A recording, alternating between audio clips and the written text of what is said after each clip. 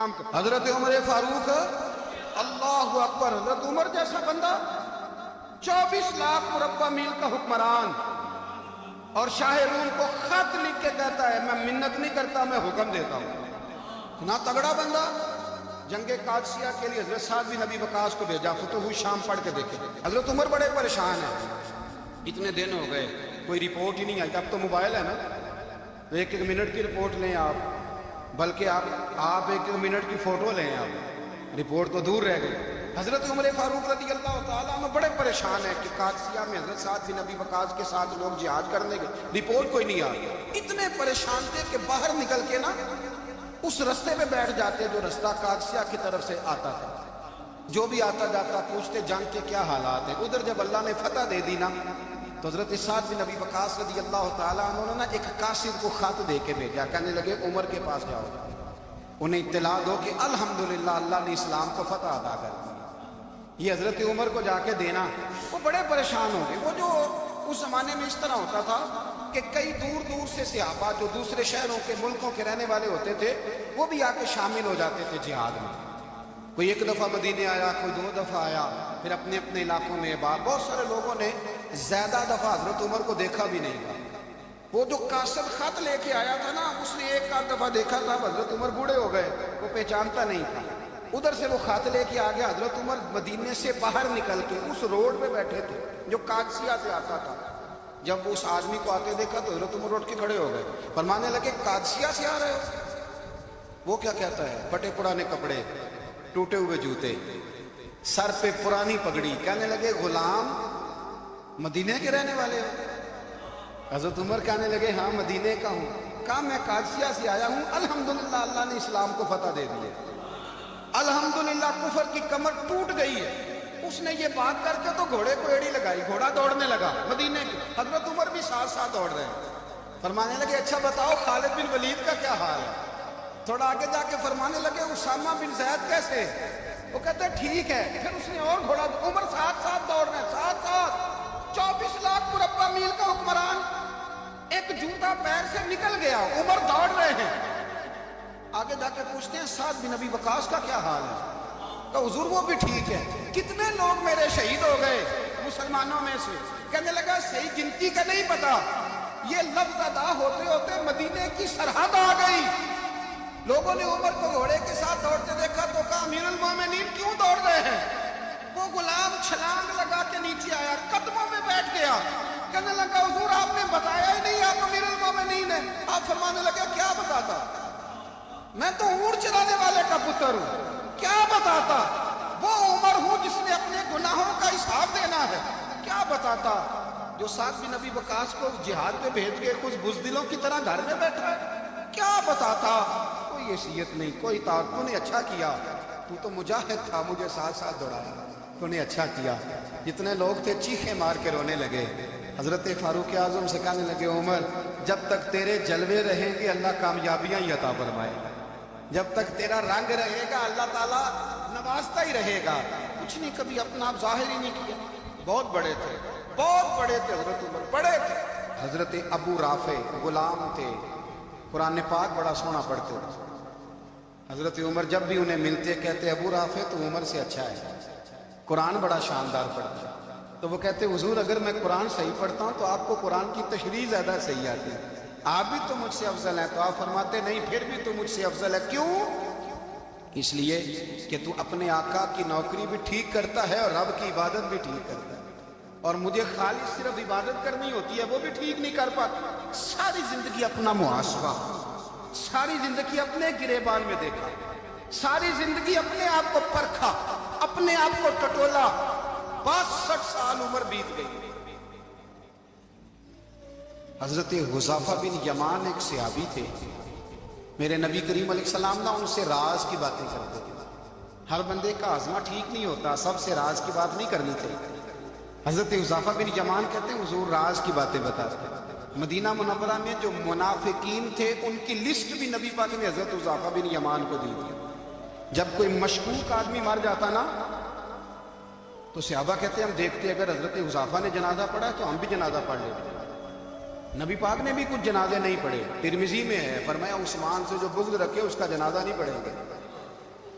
حضرت حذیفہ بن یمان اگر جنازہ پڑھتے تو لوگ پڑھتے، وہ نہ پڑھتے تو لوگ جنازہ نہ پڑھتے۔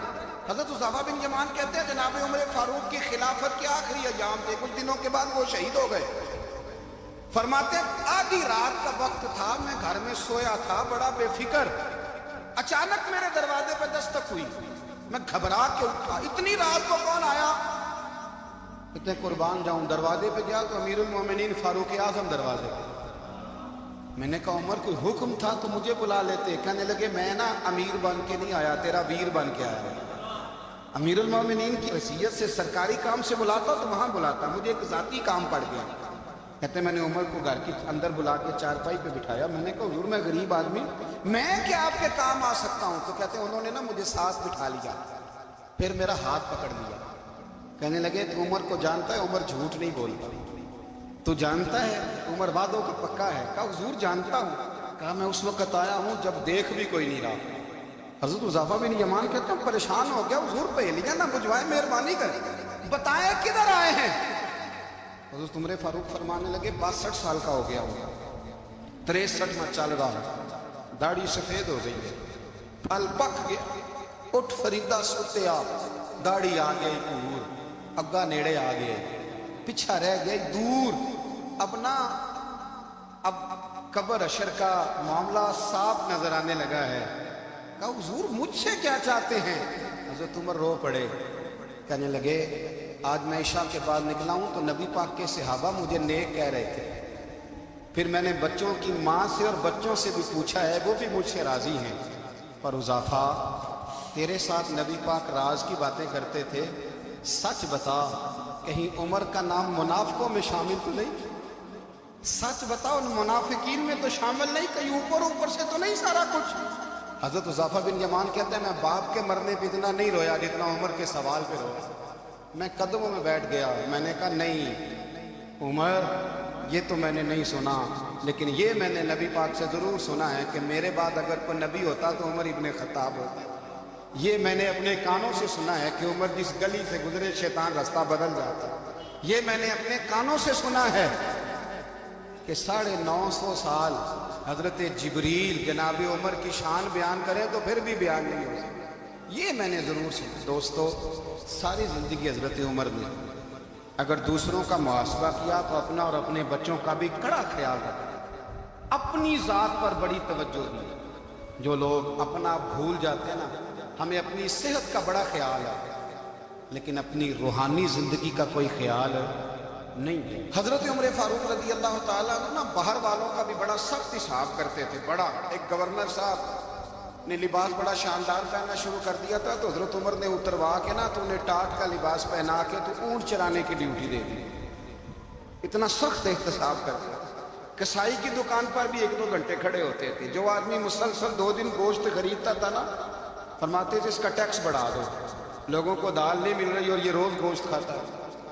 حضرت فاروق اعظم اس کو جزیہ کہا جاتا تھا، یا کچھ اور معاملات ہوتے تو بڑھا دیتے تھے۔ مسلسل جو 2 دن آدمی گوشت کھاتا تھا، فرماتے تھے مدینے میں غربت ہے، اگر یہ والا نظام تم کرو گے تو غریب لوگ اس کی طرف دیکھیں گے۔ لیکن اس سے زیادہ بڑھ کر جو ان کی زندگی کا معیار اور سٹیٹس تھا وہ یہ تھا کہ اپنے گھر کا خاص خیال رکھتے، خاص توجہ کرتے۔ ملک شام سے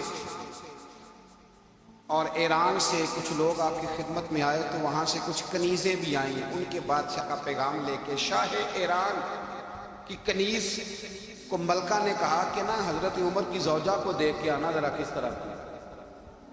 ہمارے ملک میں کیا کہتے ہیں؟ خاتون اول، باقی سارے دوؤں میں خاتون اول، ذرا خاتون اول کو دیکھ کے آنا۔ تو وہ جب آئی نا گھر میں ملنے تو کہا کہ مجھے میری ملکہ نے کہا تھا کہ عمر کی زوجہ سے اہلیہ سے ملاقات کر کے آنا۔ تو حضرت عمر کی اہلیہ نے نا ایک جوڑا کپڑوں کا دے دیا ملکہ کے لیے اور ایک خوشبو کی شیشی دے دی۔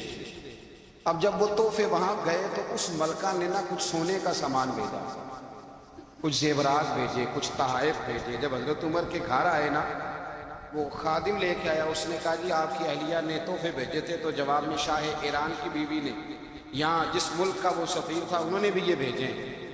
تو حضرت عمر فاروق نا وہ تحفے لے کے گھر گئے تو جا کے کہنے لگے اپنی اہلیہ سے، یہ تو کب سے تحفے تحائف بھیجنے لگ گئی ہے؟ یہ کب سے نظام شروع ہو گیا؟ تو کہ حضور تحفہ دینا لینا تو ٹھیک ہے، سنت ہے، محبت بڑھتی ہے، تو یہ کوئی قباحت نہیں، اور میں نے اپنی ذاتی استعمال کے لیے جو چیزیں رکھی تھی وہ میں نے دی ہیں۔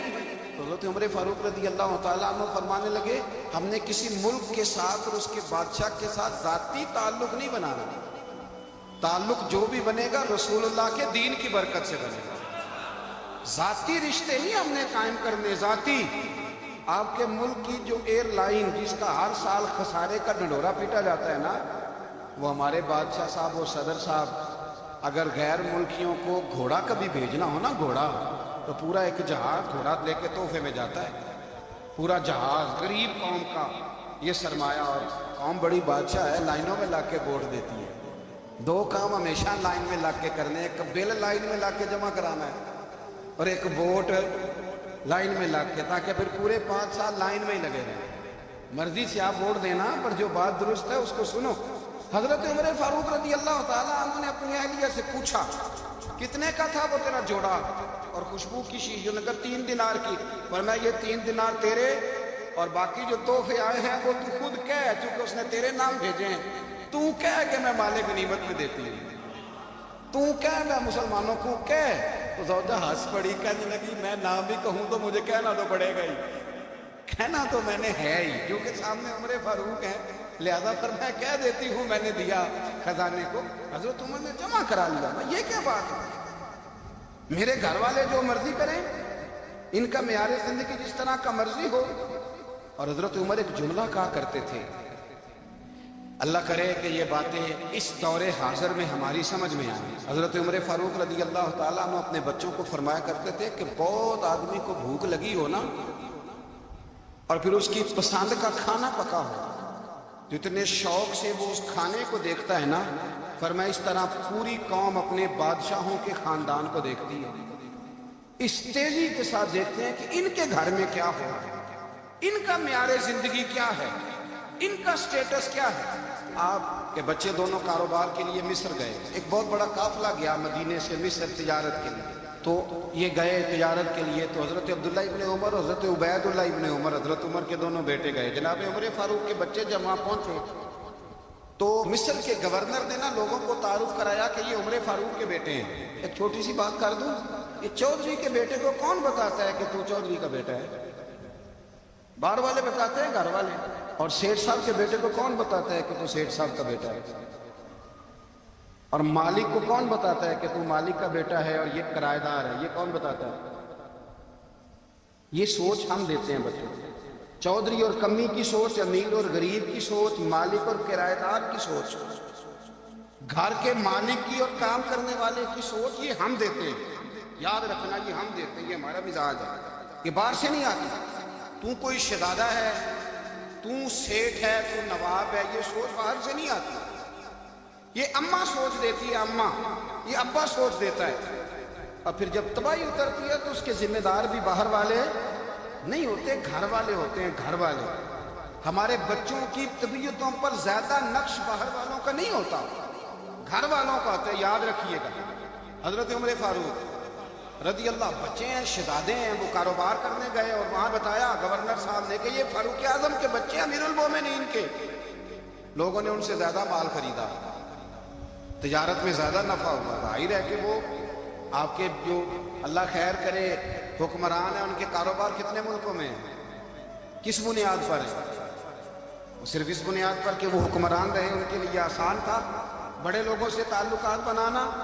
حضرت عمر فاروق رضی اللہ تعالیٰ عنہ کے بچے ڈھیروں مال کما کے جب واپس آئے نا، تو حضرت عمر سے آ کے بچوں نے بطور محبت کا، ابا جی اللہ نے بڑا ہی فضل کیا، بڑا مال کمایا الحمدللہ، یہ دیکھیں کتنا نوازا ہے۔ تو حضرت عمر کہنے لگے سارے قافلے نے اتنا ہی کمایا، سارے قافلے نے اتنا ہی کمایا؟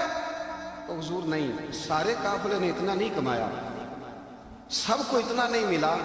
وہ تو وہاں گورنر صاحب نے لوگوں کو تعارف کرایا تھا کہ یہ عمر کے بچے ہیں، تو لوگوں نے پھر ہم سے بڑا ہی خریدا۔ تو حضرت عمر فرمانے لگے ٹھیک ہو گیا، میں بات سمجھ گیا، اس طرح کرو جو تمہاری اصل زر تھی نا، جو راز تھی، وہ رکھ لو اور باقی سارا مال مال خزانہ میں جمع کرا دو، اس لیے کہ یہ تم نے تجارت نہیں کی، یہ تم نے اپنے باپ کا نام بیچا ہے، یہ تم نے امیر المومنین کے بیٹے ہونے کا فائدہ اٹھایا ہے، فرمایا یہ تمہارا نہیں حق، یہ مسلمانوں کا، اس لیے کہ یہ مال تم نے محنت سے نہیں کمایا، یہ باپ کی کرسی کا فائدہ اٹھایا ہے۔ اور فرمایا اگر تم نے مال جمع نہ کرایا تو میں مال بھی لے لوں گا زبردستی اور کوڑے بھی ماروں گا، ڈبل سزا دوں گا، مرضی سے جمع کراؤ گے تو کوڑوں سے بچ جاؤ گے۔ بڑے بیٹے نے تو جمع کرا دیا تو چھوٹا تھوڑا پریشان ہوا، تو حضرت عبداللہ ابن عمر چھوٹے بھائی کا ماتھا چوم کے کہنے لگے بیٹے چپ کر کے جمع کرا، یہاں بھی فخر کر کے ہم عمر کے بیٹے ہیں اور قیامت میں بھی فخر کریں گے کہ ہم فاروق اعظم کے بیٹے ہیں، یہاں بھی ناز کریں گے اور وہاں بھی ناز کریں گے کہ عمر کے بچے ہیں۔ ہمارے باپ نے خود بھی حلال ہی کھایا ہے اور جب ہماری کمانے کی باری آئی ہے تو ہمیں حکم بھی حلال کھانے کا دیا۔ بھائی ہمارا مزاج نہیں، بچہ جب لے کے آتا ہے 2 لاکھ روپیہ تو کبھی پوچھا کہاں سے آیا ہے؟ جب وہ پہلے دن غلط دوستوں کے پاس جا کے بیٹھتا ہے تو کبھی نکالا گھر سے اسے۔ یہ بہت سارے خمیازے ہمیں اس لیے بھگتنے پڑتے ہیں کہ ہم ابتدا میں سوراخ بند نہیں کرتے، جب اس میں شگاف پڑ جاتا ہے، سیلاب آتا ہے تو ہمیں ہوش آتی ہے۔ حضرت عمر نے اپنے گھر میں نگرانی رکھی، کڑی نگرانی، زیادہ نماز گھر میں پڑھتے تھے حضرت عمر، نفلی نمازیں زیادہ کیوں بلا؟ میرے اساتذہ مجھے حکم دیتے تھے کہ فرض نماز کے علاوہ نمازیں گھر میں پڑھنا، بچوں کو عادت پڑے گی، ذوق پیدا ہوگا، ان کو پتہ چلے گا کہ ہمارے گھر میں 5 وقت کوئی اور کام بھی ہوتا ہے۔ بھائی یاد رکھیں کہ آپ نے اگر سجدہ کرنا ہے تو بچہ لیٹ جائے گا، مجھے پتہ کوئی نہیں سجدہ کیا ہے، لیکن جب گھر میں کبھی قرآن ابا جی کھول لینا، میں اکثر کہتا ہوں جب ابا جی کا موڈ بن جائے نا لیکچر دینے کا، وہ گھر میں شروع ہو جاتے ہیں، کہتے ہیں آپ لوگ نماز نہیں پڑھتے اس لیے میرے کاروبار میں برکت کوئی نہیں، تم سویرے قرآن پاک نہیں کھولتے تو میں تباہ ہو گیا ہوں۔ تو میاں آپ نے کب گھر میں قرآن پاک کھولا تھا؟ آپ نے کب نماز پڑھی؟ آپ نے کب گھر کے اندر اللہ رسول کا ذکر کیا تھا؟ آپ نے کب حدیث چھیڑی؟ آپ نے بھی تو گھر کے اندر جب بھی آپ آئے ہیں تو آپ نے وہی کچھ کیا جو دنیا دار کرتے ہیں۔ آپ بھی تو اپنا موبائل لے کے الگ کونے میں بیٹھ گئے، آپ نے بھی تو کہا ہے کہ اب تمہارے چینل ختم، اب میری مرضی والا چلے گا۔ تو جو آپ نے کیا ہے بچے بھی وہی کام کریں گے۔ آپ نے بھی گپ شپ لگائی ہے تو وہ بھی لگا رہے ہیں۔ یہ سمجھ لیں جو کام آپ کریں گے آپ اپنے بچوں کی سیرت میں اس کا جلوہ دیکھ لیں گے۔ بڑی پکی سی بات ہے کہ آپ کو بچے کی عادتیں دیکھ کے سمجھ آ جائے گی کہ میں بھی یہی کرتا تھا اور یہ بھی۔ حضرت عمر فاروق رضی اللہ تعالیٰ عنہ وصال فرما گئے تو آپ کے وصال کے بعد حضرت عثمان غنی رضی اللہ تعالیٰ عنہ نے آپ کی ایک بیوہ سے نکاح کیا، حضرت عمر کی ایک بیوہ سے۔ جب وہ آپ کے نکاح میں آئی تو کہنے لگی حضرت عثمان غنی سے کہ حضور نہ تو میں خوبصورت ہوں اور نہ میں جوان ہوں، نہ آپ کی کوئی خدمت کر سکتی ہوں، میرے ساتھ نکاح کرنا سمجھ میں نہیں آیا۔ کیا شاندار جواب دیا حضرت عثمان غنی نے، کیا خوبصورت جواب دیا۔ فرمانے لگے میں نے اس لیے نکاح نہیں کیا کہ مجھے تمہارے حسن سے دلچسپی تھی یا تمہاری خدمت کی ضرورت تھی، میں نے تو اس لیے نکاح کیا ہے کہ مجھے بتاؤ عمر فاروق گھر کے اندر اپنے رب کی عبادت کس طرح کرتے، وہ قرآن پاک کس طرح پڑھتے، وہ رویا کیسے کرتے، استغفار کا طریقہ کیا، کس وقت کس انداز میں وہ اپنے رب کو یاد کرتے تھے۔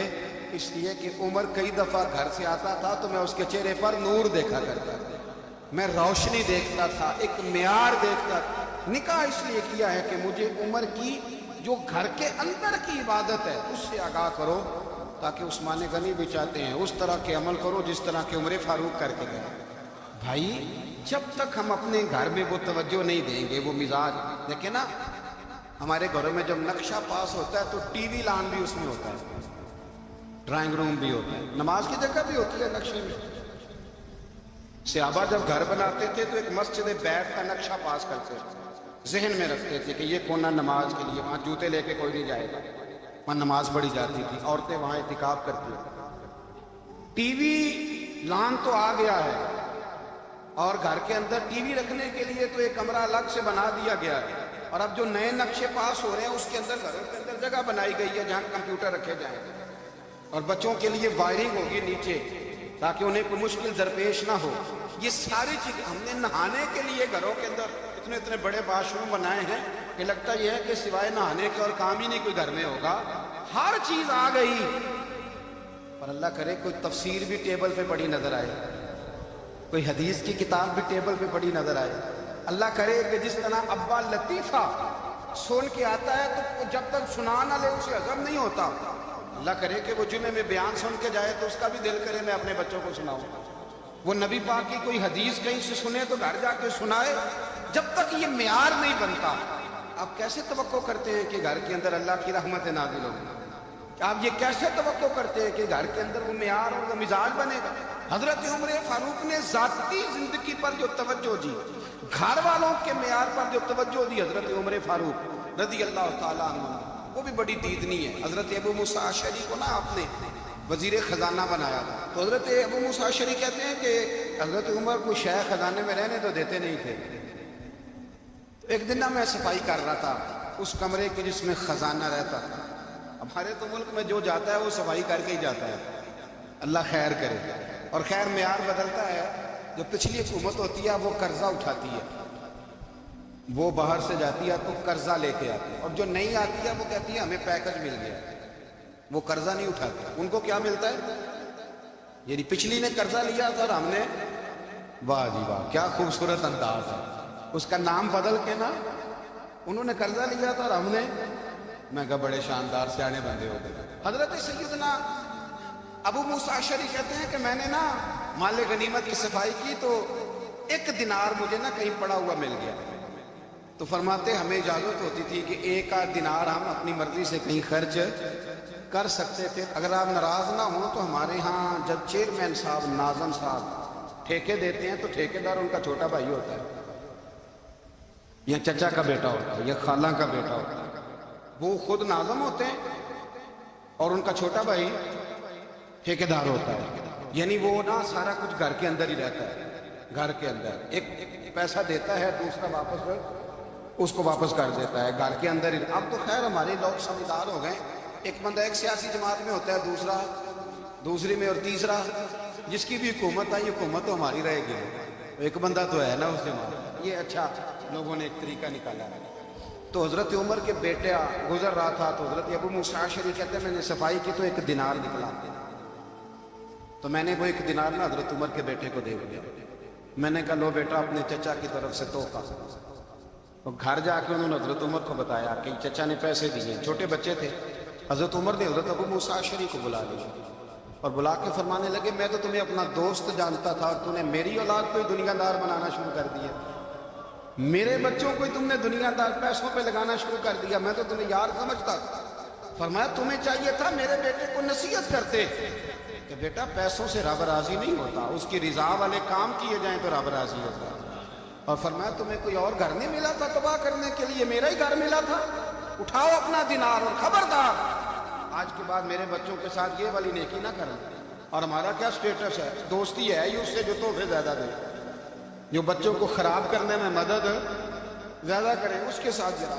حضرت عمر نے گھر پہ اور سب سے بڑھ کر اپنی ذات پہ توجہ کی. حضرت ابو مالک رضی اللہ تعالیٰ عنہ کہتے ہیں میں عمر کے پیچھے پیچھے ایک باغ میں گیا، اکثر اس باغ میں جایا کرتے اور عمر جا کے نا تو درخت کے نیچے بیٹھ گئے اور فرمانے لگے او امیر المومنین اللہ سے ڈر جا، ورنہ جس رب نے حکومت دی ہے وہ عذاب بھی بڑا دے. ڈر جا رب سے. کبھی ساری زندگی حضرت عمر نے اپنا کوئی تعارف نہیں کرایا، کبھی نہیں. ایک بندے نے آپ کے سامنے تعریف کر دی آپ کی تو فرمانے لگے تو خود بھی ہلاک ہوا اور مجھے بھی ہلاک کر دیا. کیا ضرورت پڑی ہے میری تعریفیں کرنے کی؟ اتنی دیر میری تعریف میں لگائی. اللہ کا ذکر کرتا رب تجھے ثواب دے. حضور پہ رحمت اللہ علیہ ایک نوجوان کو روز کہتے کہ جا کوئی کام تلاش کر، روز بھیجتے. ایک دن وہ آ گیا آپ کی خدمت میں، آ کے کہنے لگا حضور میں نے فیصلہ کر لیا میں نے کوئی کام نہیں کرنا. فرمانے لگے کیوں؟ کہنے لگے آج میں نے عجیب سین دیکھا ہے.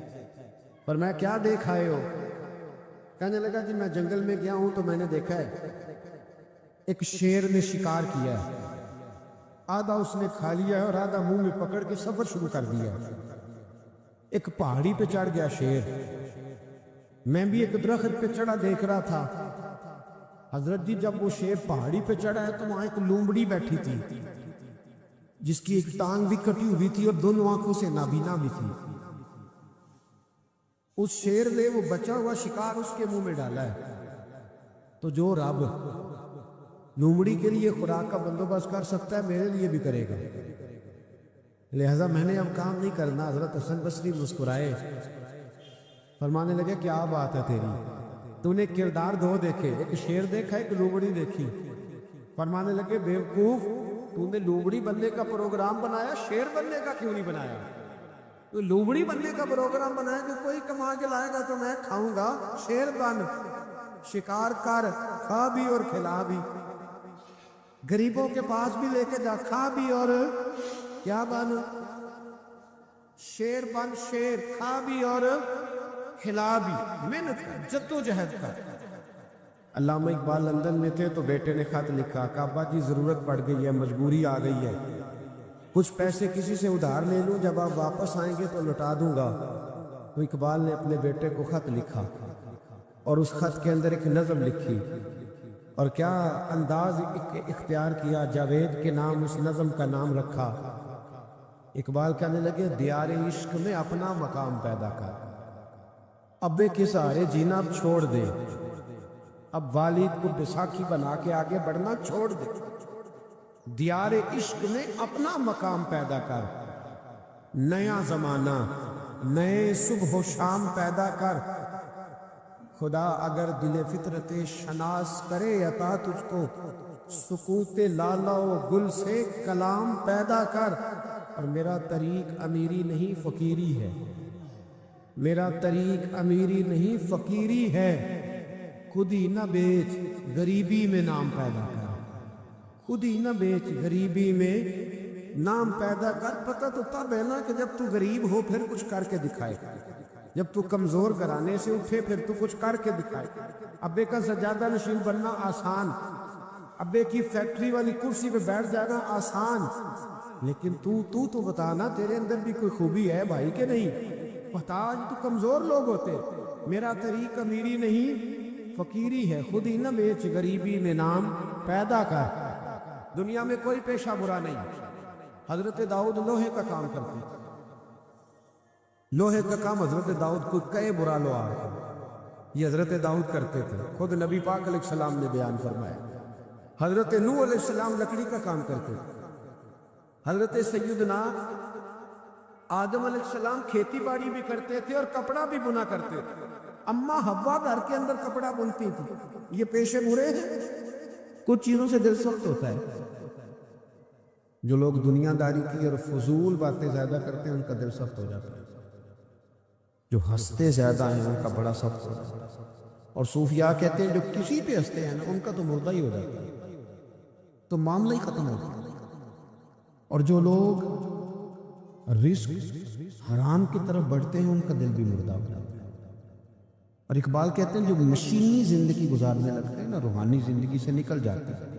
ہم آج کل مشینی زندگی پہ آ گئے ہیں، ہمارے پاس انٹرنیٹ ہے، موبائل ہے، آواز کے فاصلے اتنے کم ہوئے ہیں کہ دلوں کے فاصلے بڑھ گئے۔ اقبال کہنے لگے دل کے لیے موت ہے، دل کے لیے موت ہے، دل کے لیے موت ہے، یہ مشینوں کی حکومت۔ احساس مروت کو کچل دیتے ہیں یہ آلات، آلات پہ زندہ ہیں ہم۔ دل کے لیے موت، اور کسی کے گھر جانا، دروازے پہ دستک دینا، اور کبھی خط لکھنا تو سوچ سوچ کے، کبھی کاٹنا تو پھر لکھنا۔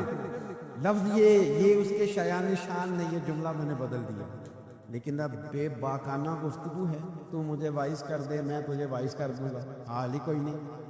تو کیا کوئی سوچے گا، کیا کوئی لکھے گا، کیا کوئی اس میں خوبصورتی کے رنگ بھرے گا؟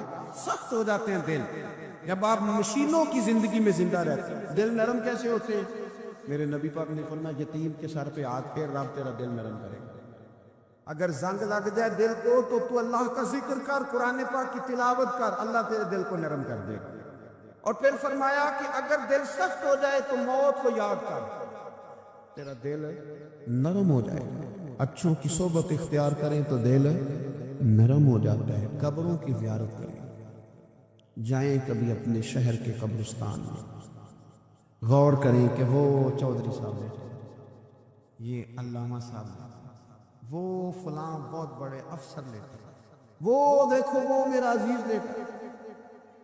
وہ ہارون رشید نے کہا حضرت داؤد بھائی سے نصیحت کر دیں، تو فرمانے لگے باپ کدھر ہے تیرا؟ کہا حضور قبرستان میں، اماں قبرستان میں، دادا نانا بڑے بھائی سب قبرستان۔ فرمایا میں کیا نصیحت کروں؟ او پہ دستی یعنی قبران جنہ تے پھول پے، ادھروں کوئی بھی نہیں آؤں گا، ادھروں لکھاں گئے، سہ سہ جوڑ سنگت دے ڈٹھے، سہ سہ جوڑ 100 سال کی دوست، سہ سہ سال سنگت دے ڈٹھے، او تکو آخر وتھاں پئیاں، او جنہاں بعد اسی پالنی سنجیدے، ایک پالنی سنجیدے، پھر وہ شکلاں بھی یاد نہ رہی، سہ سہ جوڑ کا یہ کوئی کم ہے دل کو نرم کرنے کے لیے تیرے پاس موت کا تذکرہ قبروں کی جائے کو تھوڑی ہے، یہ چیزیں دل نرم کرتی ہیں، یاد نرم کرتی ہیں چیزیں دل، سختی طبیعتوں کی، مزاجوں کی سختی، دوسروں کے بارے میں ڈاٹے جذبات، ہمارے رویے ڈاٹے، ہماری طبیعتیں سخت۔ حضرت عبداللہ ابن مسعود رضی اللہ تعالیٰ عنہ نے ایک شخص کو جنازے کے موقع پہ ہنستا ہوا دیکھ لیا، فرمایا آج کے بعد تیرے ساتھ کلام نہیں کروں گا۔ جس کا جنازہ دیکھ کے بھی دل نرم نہیں ہوا اور قبرستان دیکھ کے بھی دل نرم نہیں ہوا، وہ تو سخت دل بندہ، سخت دل بندے سے دوستی کبھی نہیں رکھوں گا، میں تو درد دل والوں سے پیار کروں گا، تیرے ساتھ میں کلام نہیں کرتا۔ تو کس طرح کا شخص ہے بھائی جسے یہاں آ کے بھی ہنسی آ رہی ہے، مذاق سمجھ رہا؟ تو دل کی نرمی، میرے نبی پاک صلی اللہ علیہ وسلم نے نا دل پر، ہم نے نا کپڑوں پر بڑی محنت کی، ہم نے چہروں پر بڑی محنت کی، ہم نے اپنے ظاہر کو سنوارنے پر بڑے، ہم نے اپنے حق میں بڑے بڑے لفظ یاد کیے، بڑی کہانیاں یاد کی، پر دل کے لیے محنت، اس پر محنت ہی نہیں کی۔ اعلیٰ حضرت فاضل بریلوی کتنے بڑے عالم ہیں، 1000 کتاب کے مصنف، اور ان کے فتاوی موجود ہیں کہ جس بندے کا تلفظ ٹھیک نہ ہو، یعنی جو ضروری قواعد ہیں وہ قرآن پاک کے جس کو نہ آتے ہوں اس کے پیچھے نماز نہیں، جو ہا اور ہا میں فرق نہیں کر سکتا، حمزہ اور عین میں فرق نہیں کر سکتا، وہ الفاظ کا معنی بگاڑ دے گا۔ لیکن اعلیٰ حضرت چونکہ صوفی ہیں، درویش ہیں، علم کے ساتھ تو ایک اور رنگ بھی بیان کرتے ہیں، وہ کہتے ہیں یہ نہ ہو کہ صرف تو حروف کے ہیر پھیر میں لگا رہے، سورہ کبرا ہی ٹھیک کرتا رہے، دارابا یادرب کے چکر میں پڑا رہے اور دل پر تو توجہ ہی نہ دے۔ فاضل بریلوی رحمۃ اللہ علیہ فرمانے لگے کہ 2 علماء نے قرآن ایک درویش کے پیچھے نماز پڑھی تو مستحب جو قواعد تھے نا جن کے بغیر نماز وہ ٹھیک نہیں تھے ذرا ان کے، تو وہ کہنے لگے دیکھا جی اتنے بڑے پیر صاحب ہیں اور ان کی تو قرات ہی ٹھیک نہیں، تلفظ ہی ٹھیک نہیں، حالانکہ لفظ تاثیر سے بنتے ہیں تلفظ سے نہیں، لفظ تاثیر سے بنتے ہیں تلفظ سے نہیں۔ اہل دل آج بھی ہیں اہل زبان سے آگے، انہوں نے کہا جی بابا جی کا تلفظ ہی ٹھیک نہیں۔ اعلیٰ حضرت نے لکھا ہے ملفوظات شریف میں، فرماتے ہیں پھر وہ نہ نہانے کے لیے چلے گئے نماز پڑھ کے فارغ ہو کے، تو وہ پانی میں اتر گئے تو شیر ان کے کپڑے اٹھا کے لے گئے۔ اب کتنی کو دیر پانی میں رہتے، نکلے بھی تو کیسے نکلے، شرم آتی ہے، مختصر لباس پہن کے وہ غسل کرنے کے لیے گئے تھے، اب پانی میں سردی، کتنی کو دیر بندہ پانی میں رہے۔ لوگوں نے آ کے کہا حضور وہ آپ کے مہمان تو الجھ گئے، بڑے بری طرح پھنس گئے، مہربانی فرمائے ان کو تو بچائیں، وہ تو سخت الجھن میں۔ کیا ہوا؟ کہنے لگے وہ شیر کپڑے لے گئے اور وہ پانی میں کچھ تو ہونا چاہیے، تو وہ بزرگ گئے جا کے نہ دور کھڑے ہو کے شیر کو آواز دی، شیر کو، حضور کے صحابی تھے نا حضرت سفینہ، قافلے سے رستہ بھول گئے، ایک سائڈ پہ ہو گئے تو سامنے شیر آ گیا۔ میں نے کہا ہے لیکن جب آ جائے تو، جب شیر سامنے آ جائے، جب سامنے آ جائے پھر پتہ چلتا ہے کہ یہ تو واقعی آ گیا، پھر انداز اور ہوتا ہے۔ حضرت سفینہ کے سامنے شیر ہی آ گیا، مشکات میں شیر آیا، اب کوئی بھاگتا ہے، کوئی چڑھتا ہے درخت پہ، کوئی لکڑی اٹھاتا ہے، کوئی اسلحہ پکڑتا ہے۔ حضرت سفینہ فوراً بولے، کہنے لگے او شیر ذرا خیال کرنا میں رسول اللہ کا غلام ہوں۔ پھر آکھیا شیر سفینہ تائی یارا یارا جاندے، اور جڑے غلام رسول اللہ دے اسی غلام ہونا دے۔ شیر دو میں لاتا رستہ چھوڑ گیا، اور بابا جی بھی گئے، فاضل بریلوی کہتے ہیں شیر کو آواز دی، شیر دوڑا آیا، آگے کہنے لگے وہ ہمارے مہمانوں کے کپڑے لے گیا، تجھے شرم نہیں آتی؟ تو شیر کپڑے اٹھا کے واپس لایا، ان علماء کو، حضرات علماء کو کپڑے پیش کیے۔ جب ان کو پیش کیے تو پیش کرتے ہی بزرگ پھر فرمانے لگے، کہنے لگے مولانا تم نے لفظ سیدھے کیے ہیں، میں نے دل سیدھا کیا ہوا، تم نے محنت کر کے لفظ ٹھیک کیے ہیں لیکن میں نے دل ٹھیک کیا ہے۔ دل پاک ہوئے تے پاک ہی ملدا ہے تے بنا پاکوں پاک نہیں ملدا سارے جسم دے دھوون نالوں ایک ٹکڑا دھولا دل دا حضرت سلطان باؤ رحمت اللہ علیہ فرمانے لگے دل کالے نالوں منہ کالا چنگا دل کالے نالوں منہ کالا چنگا جے کوئی رمض پچھانے اگر کسی کو بات کی سمجھ آئے دل نہیں سیاہ ہونا چاہیے منہ ہو بھی جائے تو کام چل جاتا ہے تو اپنے دل کی صفائی پر دیکھیں میرے نبی پاک علیہ وسلم نے ارشاد فرمایا کہ رب نہ تمہارے مال دیکھتا ہے نہ چہرے دیکھتا ہے رب تو تمہارا دل دیکھتا ہے اور امام غزالی حدیث لائے ہیں حضرت عمر فاروق رضی اللہ تعالیٰ عنہ فرماتے ہیں کسی نے حضور صلی اللہ علیہ وسلم سے پوچھا کہ رب آسمانوں میں کہ زمینوں میں جلوے تیری ذات کے کو بکو ہیں جدھر دیکھتا ہوں ادھر تو ہی تو ہے اللہ زمینوں میں کہ آسمانوں میں تو حضور فرمانے لگے رب تو بندہ مومن کے دل میں رہتا ہے اللہ تو مومن کے دل میں ہے مومن کے دل کتنا بڑا ہے وہ دل جس میں رب ہے رب کی یاد ہے رب کی محبت ہے اس لیے حضرت عمر فرمایا کرتے تھے میں نے دل کی آنکھوں سے اپنے مالک کی زیارت کی ہے اور اقبال نے شاید اسی لیے مشورہ دیا تھا کہ دل بینا بھی کر خدا سے طلب آنکھ کا نور دل کا نور نہیں اللہ سے آنکھوں والا دل مانگ اندھا نہ ہو جائے کئی طرح دل بینا بھی کر خدا سے طلب آنکھ کا نور دل کا نور نہیں عزیز بھائی اللہ کے جلوے لیکن ایک بات ذہن میں رکھنا کسی گلاس میں تھوڑی سی غلاظت ہو نا دودھ تو دور رہا شہد تو دور رہا اس میں کوئی پانی بھی نہیں گھٹا تھوڑی سی غلاظت اور آپ کی آنکھوں کے سامنے وہ غلاظت دھل بھی گئی صاف بھی ہو گئی